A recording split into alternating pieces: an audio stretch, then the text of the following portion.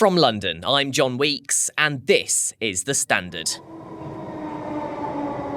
The daily commute getting around London. It should be so easy with a huge underground network of traffic-free tube lines, regular buses, cheap e-bikes and scooters everywhere, and taxis galore.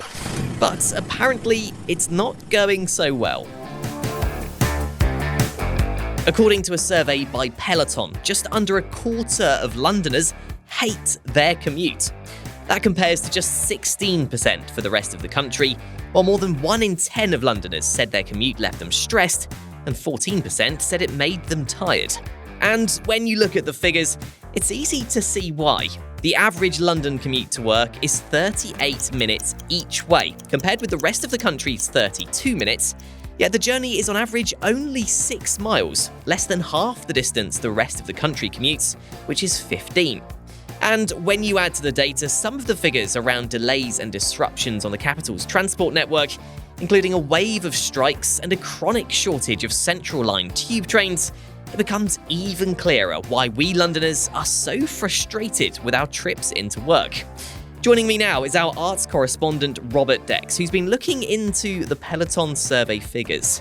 So Rob, as a Londoner, are you surprised by the results of this survey? No. I mean, is anybody? I mean, it's one of those things, isn't it? I mean, complaining about the weather, complaining about your commute to and from work is sort of as natural as breathing for those of us who live in London, I think.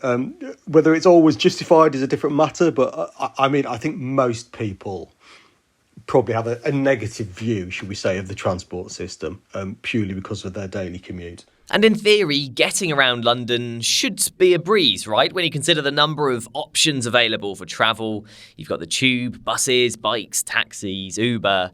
Do you think it's just the delays and strikes that are making life hard? Or could it be down perhaps to the sheer number of people making their way through the capital each day? I think it's a couple of things, actually. I think that, strikes don't help. So last week we had, I think it was Cross Country and Chiltern Railway were hit by the ASLEF strike. Yeah, Heathrow Express wasn't working as it should have been. And obviously we've had the RMT were on strike last year as well, weren't they? So we've had rail strikes, for a while, running on for a while now, which never helps. Also, I think the Elizabeth line has obviously had a lot of problems in terms of delays.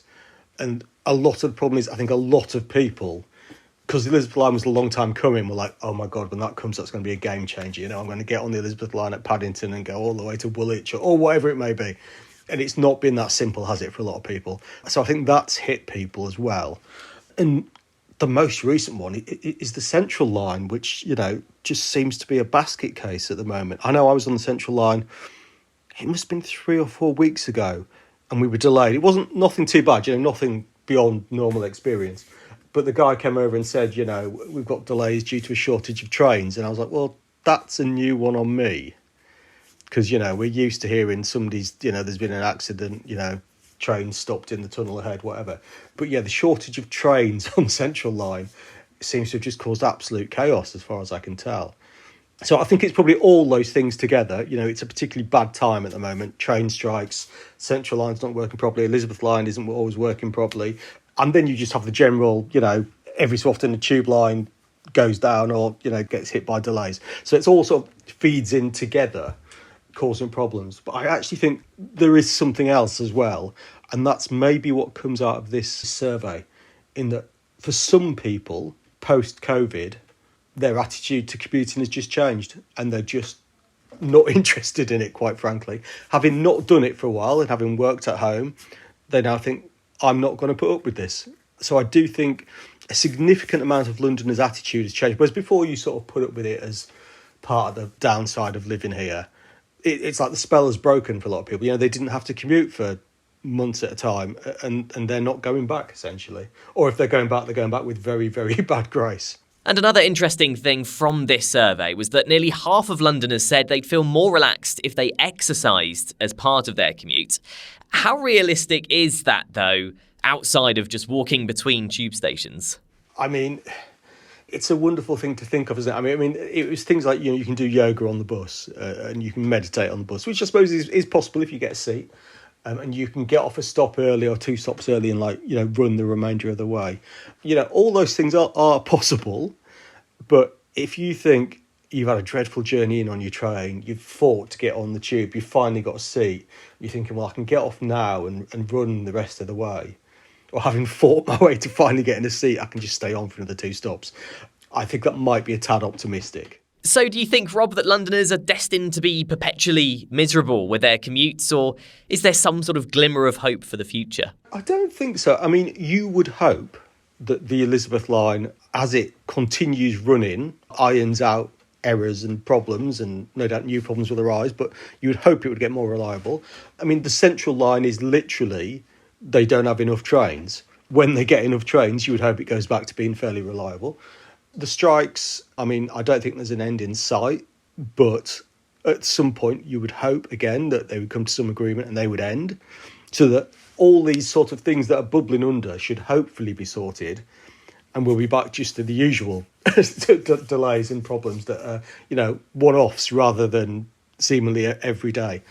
Yes, I hope it would get better. I mean, I think we ran a column about this last week. My colleague Melanie was saying about commuting is essentially now a class issue, in that if you have the sort of job where you can work from home, you work from home 2 or 3 days a week, but you can't do some jobs from home. You can't be a nurse from home.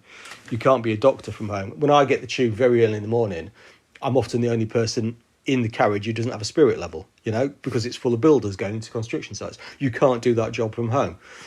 So I don't know if you would hope that to some extent, some of the people staying at home might lighten the load on the system, which might make commuting better for the rest of us. But of course, it will also mean there's less money coming into the system, which will presumably have a negative effect on the transport system. So I think we're still, COVID has changed everything, hasn't it? And we're still sort of working out exactly how and why. And the London transport system is a totally brilliant example of that. It has changed forever because it has a lot less people travelling on it. Everyone says you don't see anyone on the tube on Fridays because so many people don't go into work. So I think the future is quite interesting with the transport system, and I wouldn't dare predict what will happen to it in 12 months, 5 years, 10 years. We will have to see. Let's take a break now. Coming up in part 2, what is going on with the Central line? So if you're a passenger relying on the Central line, which carries about 200 million people a year and is actually the longest tube line, then this is documentary evidence of exactly the scale of misery that you've had to contend with.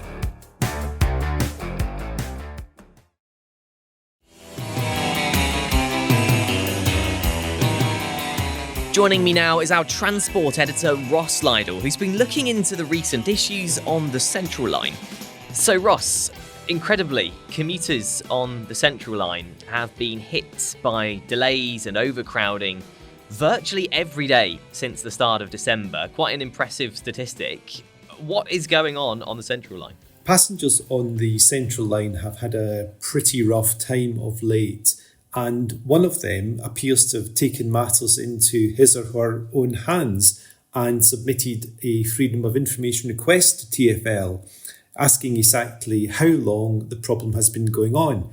This person asked TfL for details of the number of days when it told passengers that a shortage of trains was to blame for the delays and cancellations on the Central line.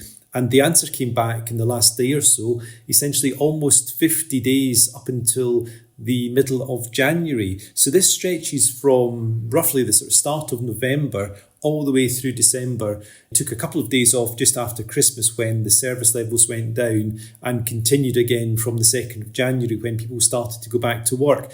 So if you're a passenger relying on the Central line, which carries about 200 million people a year and is actually the longest tube line, then this is documentary evidence of exactly the scale of misery that you've had to contend with. And I understand TfL has said today, given a bit of an update about what's going to happen next, really, with Central Line. What have they said? Yes, it's the Transport for London board meeting this morning, and the TfL Commissioner Andy Lord gave an update to the board and to the Mayor Sadiq Khan. Andy Lord said that essentially the situation as it currently exists in terms of the delays will continue, in his words, for a few weeks more. However, he did say that his best people had been assigned to try and solve this, which rather begs the question of what on earth have they been doing for the past 2 months if the best people weren't on it already. But he did say that essentially TfL was sort of getting back on track, if you like, to resolve this issue, but he made it quite clear that he regards this as really quite serious. One other thing that he also pointed out was that there have also been problems on the Elizabeth line, so it's not just the Central line that's suffered, but largely, seeing as both lines rather sort of overlap one another to a degree, going east-west and go through central London, that if you've tried to switch onto the Lizzie line to avoid the chaos on the Central line, you're almost as likely to have run into trouble there too.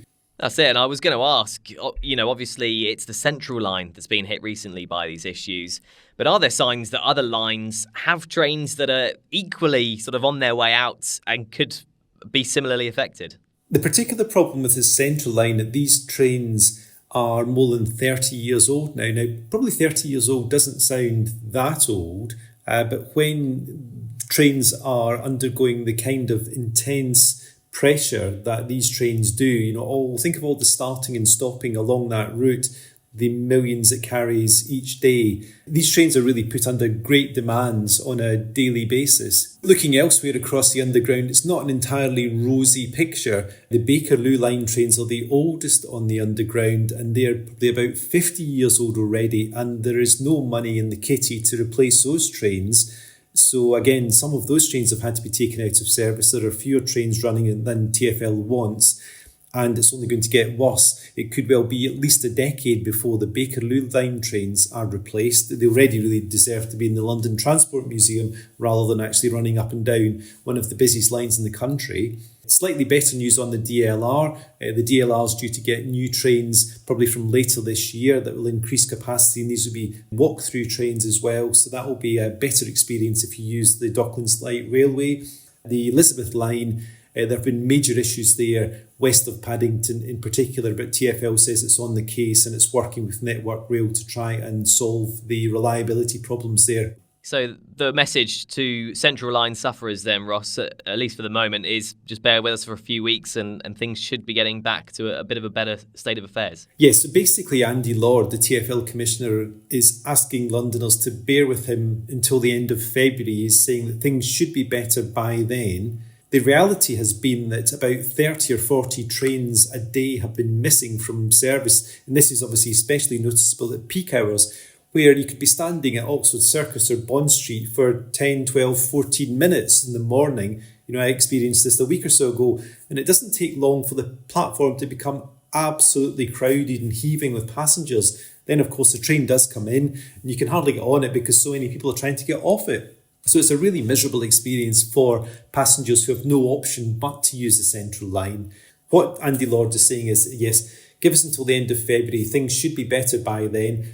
I don't think it's going to be entirely back to normal. It would seem that there are too many faulty trains that need to be fixed for them to have the chance to do that over the next few weeks. These aren't quick fixes, but things should start to get easier. There's more news, interviews and analysis in the Evening Standard newspaper and at standard.co.uk. Thanks for listening. We're back tomorrow afternoon at 4 o'clock.